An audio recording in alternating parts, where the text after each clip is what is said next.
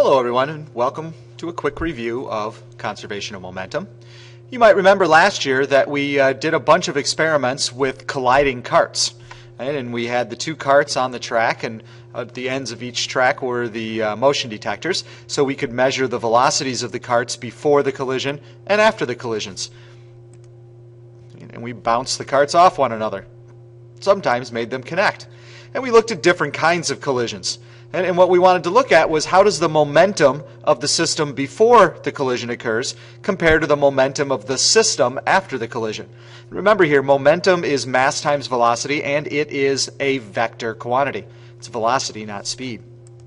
So we looked at elastic collisions, collisions where the kinetic energy is conserved and no energy is dissipated.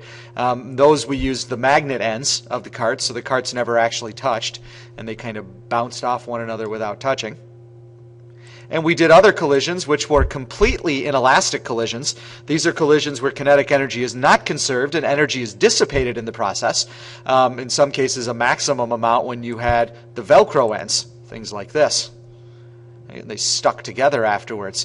And those that energy that's dissipated usually gets stored as thermal energy, things heat up, or sound. And what we found was when we graphed the initial momentum of the system compared to the final momentum of the system, we got a linear graph that went through 0, 0. And therefore, the initial momentum of the system was proportional to the final momentum of the system. But even more than that, when we made the equation, y variable is the initial momentum, we found that the slope was 1 times the x variable, final momentum, and the y-intercept is 0. So that means with a slope of 1, means the initial momentum was always equal to the final momentum. Now that doesn't mean that the individual carts didn't change momentum, but the system momentum always remained the same. And that is what we called the law of conservation of momentum. It says in any closed, isolated system, the total momentum remains constant. This is a really handy way, if you remember, of analyzing collisions. You're basically looking at the macro aspect of it. You're looking from just before to just after the collisions, rather than with impulse, where you have to look during the collision, which is sometimes hard to do. So we can measure things before and compare them to after. Remember here, closed and isolated means you don't lose any mass. So during the collision, no pieces fly off. And it's isolated, meaning no external forces. You'll see that that's important to what we're going to do next, which is two ways of proving the law of conservation of momentum, one without calc and one with calc.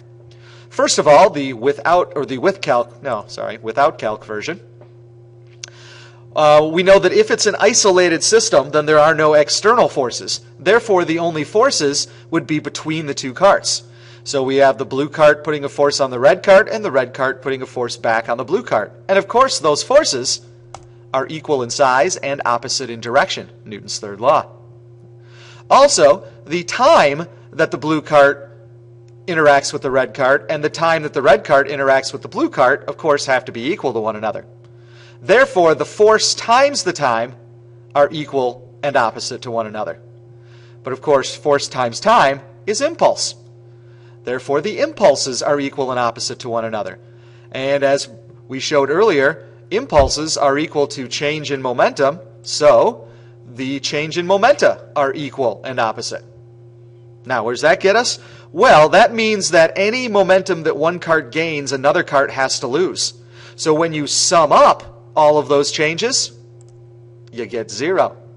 Conservation of momentum. And again, the only assumption we made here was that the mass didn't run away and that there were no external forces, so the only forces we had were internal. Second way of looking at this is from a calculus perspective. A while ago we derived Newton's second law with momentum. Right? The net force was equal to the rate of change of momentum. That's actually the way Newton defined it in the Principia. Now, in terms of the forces, there would be two kinds. There would be external forces from the outside in, and there would be internal forces between the carts. Well, if it's an isolated system, then there are no internal forces.